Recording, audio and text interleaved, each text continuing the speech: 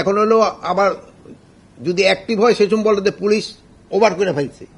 এখনো কোনটাই আর ওই যে বলে না, ওই যে ক্রিকেট খেলার মতো আছে না, এই ওইরকম তো দাগ দেওয়া মানুষের ক্ষেত্রে সম্ভব না, এটা হলে ওয়াইড। বাট আমাদের ক্ষেত্রে, মানুষের ক্ষেত্রে এই সম্বন্ধে ওয়াইডটা কইরা দেওয়া কিন্তু বড় মুশকিল।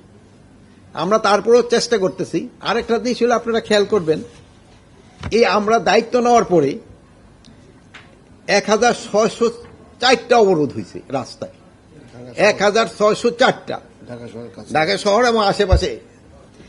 এইটা করতে 123টা সংগঠন। এইগুলি যদি তারা রাস্তায় না করে, যে রাস্তাটা কিন্তু জনভোগের সৃষ্টি করে। এই যানজটের কিন্তু একটা বড় কারণ হলো, একটা রাস্তা যদি একটা কোনা ব্লক হয়ে যায়, পুরা ঢাকা শহর কিন্তু এফেক্টেড হয়ে যায়।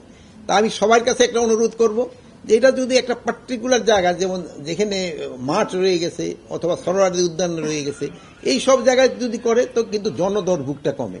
কিন্তু এটা করলে সবচেয়ে ভালো, যদি তারা যার যার জায়গা থেকে, তার যেহেতু সবারই তো দাবি দেওয়া থাকতে পারে, তাদের প্রতিবাদ করার অধিকার রয়ে গেছে।